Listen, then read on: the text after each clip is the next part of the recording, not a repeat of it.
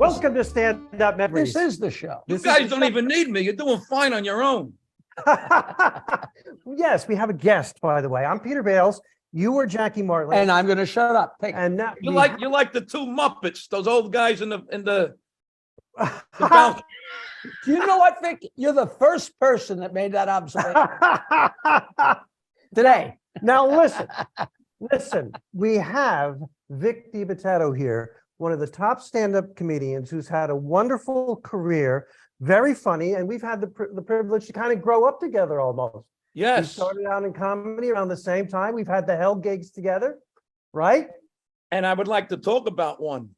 Well, first of all, it's all about me and Okay. Jackie. So don't think you're going to be able to talk on the show. No, please talk about a hell gig that we had back Okay, in the I'm day. gonna give you one name, and I'm gonna see if you remember this. You ready? Yes. Larry Ragland. I think I know the story. I Go. saw her face in the window. She was so ugly, and it was you. Right? Is that That's Larry Ragland. Go ahead. Can I tell the story? Yes. Sure. Okay, this had to be back in the mid '80s, right? I think he's been gone a long time. Yeah, and back then when you had a gig with Joey Novick or Phil Selman or what's the other guy? Jim Balazzo. Jim Jim Balazzo. Balazzo's, Roger Paul. Yeah. If you had a car, I would say, you want me to send you an 8x10 in my car or me? So if you had a car, the tradition was if you lived in New Jersey or Brooklyn or Staten Island, you had to pick up the comic in Manhattan and shoot to the hell gig. Now, this particular one was Connecticut. It was me, Larry Ragland, and Pete on the bill. You? So I had my brother-in-law. I had a small car at the time. It was a Honda Civic. My brother-in-law came along for the ride, so he sat in the front. When I went to pick up Larry Ragland, he had to get in the back. Right away, he had an attitude because he had to get in the back. He had plenty of room. I told my brother-in-law, move the seat all the way up. Right away, he's fidgeting. He's looking out the window, everything. Every time we put on the radio, he said, can you lower that? He was being a pain in the ass, and I knew this wasn't going to go well. So we get on 95. I'm not sure I ever heard him say anything that wasn't a complaint. There you go. So now you know it's not me when you hear the rest of the story. A little bit, yeah. So we're on 95 North. I whip out a joint. I light the joint. He says, Vic, if you're going to continue to light that joint and smoke it, you can let me out of the car. No problem, Larry. I pulled over on 95 in the middle of there was no exit near about. I said, get out, because I'm going to smoke the joint. He got out of the car. I pulled away and I looked in the rearview mirror. I see him getting smaller and smaller. I get to the gig. Pete's like, where's Larry Ragland? And I the whole situation. So me and Pete did his time, and we split his money. Fuck him. Is that a joke? You never told me that. That's a true story. You know the joke about Larry Ragland? Is he still standing there? Yeah. When you drive to a gig, 6 feet under. when you drive to a gig with Larry Ragland, he's going to get in the car and he's going to say one sentence the entire night. Does this place have food? And that's it. It's a Wow, shame. that Because was on an angry stage, guy. he was great on stage. It's a He shame. was a terrific impressionist. Ed Sullivan, Johnny Mathis. That's how some of the impressions he did. You once told me a story about how your family had a garbage territory. And there was a movie in your family's territory. And Vic, remember the sentence you said to me really intensely. You said, when you see that movie and you see that garbage, remember, that's my God. Yep. That's my God. You got to fill in the blanks there. And I know the movie. It was Moscow on the Hudson with Robin Williams. It was on 14th Street. And that was my garbage in the scene. Very territorial, right?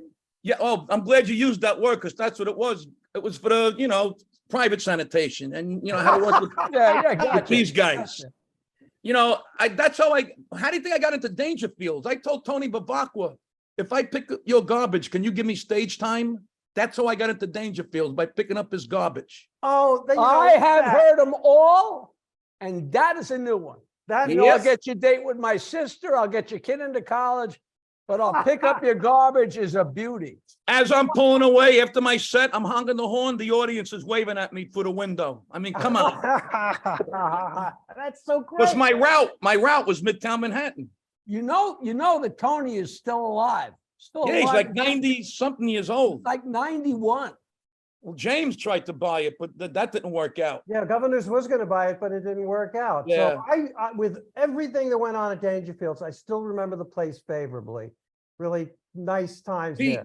Pete, I got a VHS tape of me, you, and Danny Curtis in the green room in Dangerfield. I got to dig it up. I got to dig it up somewhere. I hope I was behaving okay. Oh, you were great. Here's another name for you. Here's another name. Alan Bursky. Alan Bursky. Wow. He was Now weighing that's way he back. was weighing coke on a little scale in the green room. I said, I'm getting the fuck out of here. I don't want to get involved with this shit. He was a psychopath. Those were the days. I remember those days. I have a story that I've told so many times, but you got to hear this. There was when I was fooling around with Rodney and, going back and forth with jokes, he called me up and said, tell me if this is too strong. Tell me if it's too strong. I get no respect. I got a parrot that calls me Jew bastard. So I said, well, I don't know if it's too strong, but that's the funniest thing. So I told that joke forever. And I told that story at the Friars Club to a bunch of guys at lunch. And Dick Capri leaned over from the next table and said, it did make it into Rodney's act, because I didn't know if it made it into his act. He said, not only did it make it into his act, but that was his signal joke. So if he was on stage at Dangerfields and he did that joke, if you were in the green room getting a blowjob, that meant pull up your pants because I'm almost done. Because there was a little speaker in the room, Yes. That's when they called you, and you had the dumb waiter to bring down your turkey sandwich. Oh my God. Those were the days, man. Those days are gone. I did a gig a couple of months ago. These young comics, I don't even remember his name, and Johnny Carson came up in a conversation, and he goes to me, "Who's Johnny Carson?" I said, I got to get out of here. I got to go to the bathroom. You know what? We're almost at the point to where they're going to say, "Who's Jay Leno?" I'm telling you, time is raging past, man. Yeah. We're doing this so long. I'm doing this 40 years. 40 But years. you've been doing this. You are still you. You haven't changed. You don't compromise. You are the Italian-American comedian, and you evoke that entire world. I think Sebastian holds that title. Well, what is your title? The donkey of comedy. The Lou Gehrig of comedy. He's spaghetti, you're lasagna, whatever. There's different levels of success. You got the Maniscalcos and the Burrs, and I'm happy. Look, I'm not on the garbage truck no more. After the garbage truck, I drove a dump truck, a cement truck, a school bus for 13 years in Staten Island. I transported the future criminals of Staten Island. And in 2013 is when it all came together. It was like the perfect storm. I got the viral video, Bread and Milk. Kevin James calls me out of nowhere, puts me in a movie. I signed with a great manager, and it was going like this. The pandemic hit, it leveled off, but I survived, and I really can't complain. I got a loyal following. Vic, I work with a lot of young comedians. I have a comedy school, and they ask me, oh my God. I'm not plugging it again. We made it 10 minutes before you plugged your stupid college. A lot of young comedians ask, how can social media help someone who's becoming a comedian? You are the person most. And you know what Peter says? What's social media? All right. I used to be on MySpace up until last month. Look, you are the most qualified probably to answer that question. And a lot of young comedians watch this podcast. Bread and Milk, what did that do to your career? It came before Kevin James, right? Yes. See, everybody thinks that's what put me on the map. It didn't. I've been doing these videos since 2009. Bread and Milk was the one that happened to go viral. I got a bunch of other viral videos. When the pandemic came out, I did one called Message to the Government, where I ripped them a new asshole about that $1,200 stimulus. That hit like 34 million just on Facebook alone. That's not including Instagram and YouTube. But I would tell the young... Those major videos you did, they're pre-TikTok, right? They were all Facebook. Yes. I just started TikTok recently. TikTok is it's like a chess game. Facebook wants something different than YouTube. YouTube wants something different than Instagram. It's now they're messing with the algorithms. And you Not try and just keep me. up, it's unbelievable, Not just me, they're cutting everybody's algorithms. And I was getting hundreds of them. When I first started doing this, now it's like almost a third. And I'm working even harder to come up with different content every day. But I would tell the young comics, just keep doing it.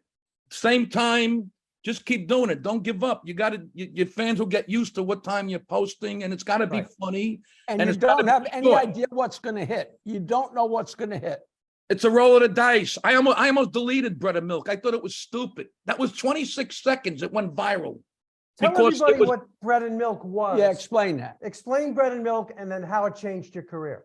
It's when it snows in the Northeast, people see Yeah. a snowflake, they panic, they got to get the bread and milk.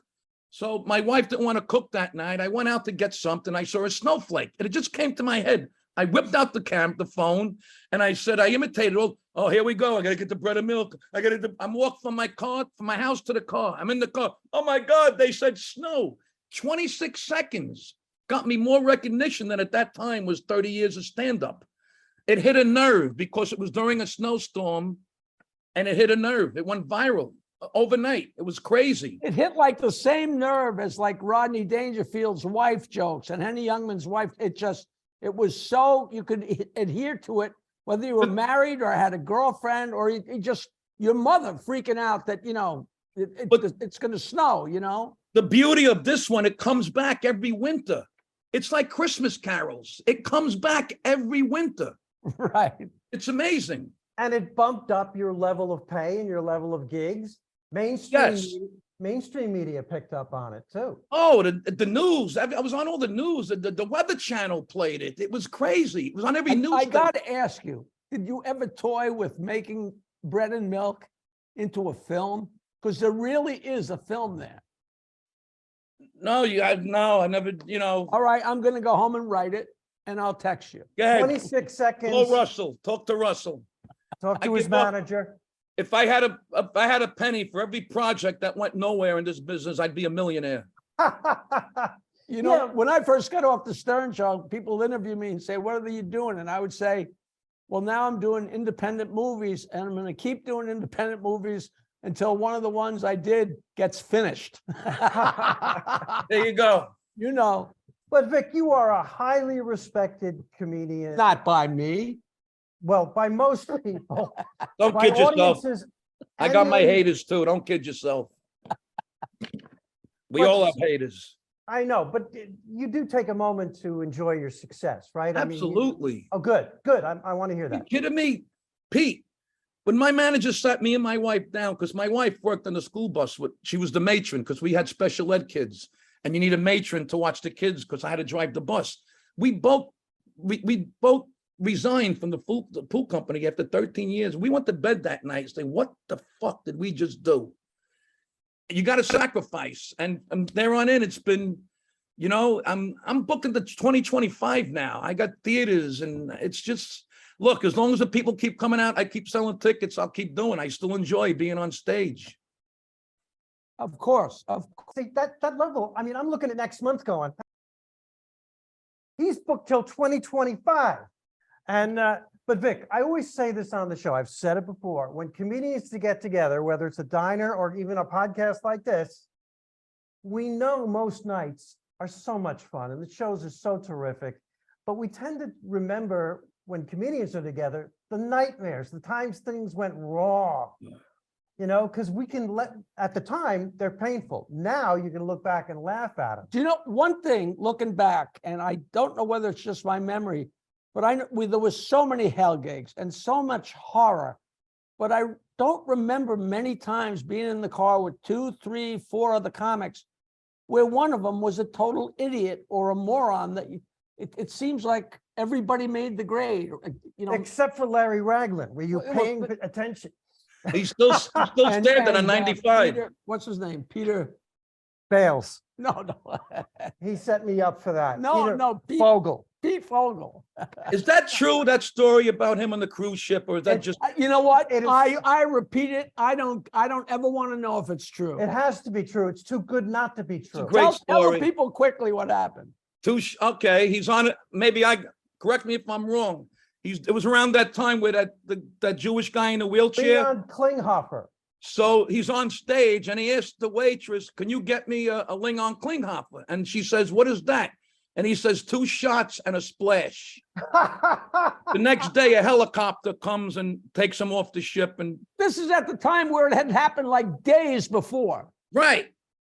This is a cruise ship, folks, and when they tell you not to do a joke about something that's controversial, they mean it. Well, I did a cruise ship once, never again. I did a joke about the captain. The captain never goes to the show. Out of all the shows, of all the nights, that one night I do that one joke, he's in the audience. It was during, remember the Exxon Valdez? Yeah, yeah. Sure. Because we had to reroute because it was a hurricane. I said, "Relax, folks. The captain of the ship is from the Exxon Valdez." That's funny. That was the end of That's that. funny. I don't like cruises anyway. You're with your audience all week. I don't need that. Now, you're an Italian American yourself. Have you ever had, well, you have, the audiences love you, a lot of Italian Americans, but a lot of everybody loves you. But have you ever had a real New York City Italian American crowd that was too much even for you? No, not really. The worst, you know what it is? Now I'm at the point where I'm getting heckled by my own material. People are yelling out bits in my act now. They're yelling out videos. And it's weird because it throws me off, but yet they're not being malicious. Right, they're being complimentary, but they're Right. screwing you up. One of the worst gigs. Remember the what do they call those things in Jersey? We have the little meats on the bread.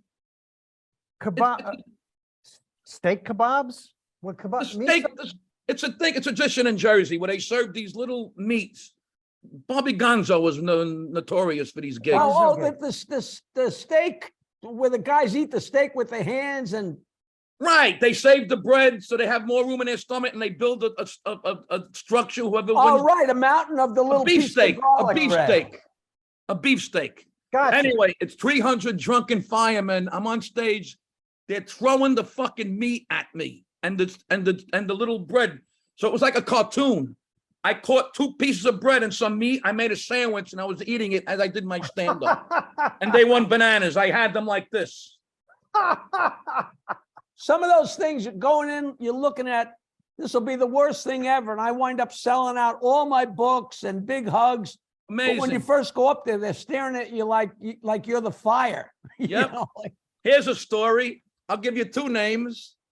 Bob Woods and Otto and George. Bob Woods, a terrific Long Island comedian, very heavy, famous for doing Ralph Cramden, the late Bob Woods, we love him, and Otto and George, the legendary ventriloquist who broke all barriers.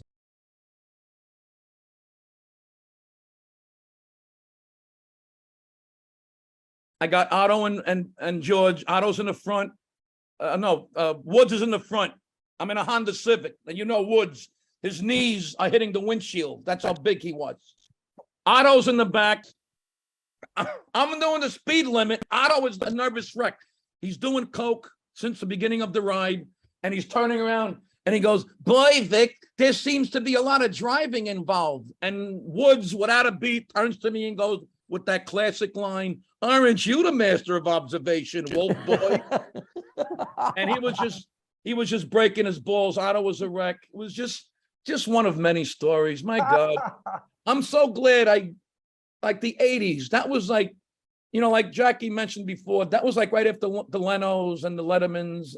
Then it was us. And I started at Pips Comedy Club. I was going to bring up Pips. What are your memories of Pips? It was Pips, where the mobsters Brooklyn. met the lobsters. It was the lineup was Dice, John Maroney, Richard Jenny, me. I was the rookie, you know, and I learned from those guys. John Maroney was my mentor. And eventually he's the one that broke me into Long Island. And that's when you used to book governors, Jackie. And right. And John got me into governors. And it was just it was a nice story. I came along at the right time. You know, Yeah, it's hard I just wish somebody could make a TV show or a movie that somehow could catch the feeling and just what it was like in the car on the way to a gig. You cannot recapture that. No. It was magic. And I think we knew it at the time, you know.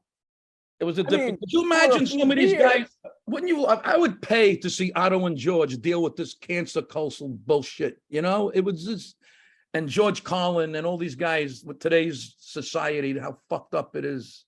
It's a different world. Pluck them from there and put them in today and see what happens. I got to say to the audience, Vic Dibitetto is real. This is him. And That's really him? It's no, but I mean, his what he is now is what he is on stage, is what he is off stage. I mean, you're a real guy, and I'm trying to be as clear as I can. You're a real. I love you, man. I hope we can have Vic on again. I hope so. This time went super fast. We barely scratched the surface. Wow, that was wow. We sounded like we just. Did you feel- enjoy yourself Did with that- us? What's that? Did you enjoy yourself with us? Absolutely. It felt like 5 minutes. I know, right? It felt like 5 minutes. And that's the yardstick when it goes that quick. So we'll do this again for But- sure. Yeah, but I want to add one Absolutely. thing before we end. Vic, you should feel good that they call out your bits, because that means they know your bits. Yes. During my act, you know what they call out? Not this again. Next. Actually, no, they call out Freebird, which is annoying because I'm sorry. you know, no, you might. I do the setups on this show. He does the punchlines. You guys got a nice chemistry. This has got a good chemistry here. Thank you so much for doing this. Rick, we love you. We definitely want to have you back for some old stories. Absolutely. You know, this show, Stand Up Memories, is exactly what you're sharing with us today. We love it. Vic Dibitetto, thank you for coming on. Thank Thanks you, for the bro. memories. All right.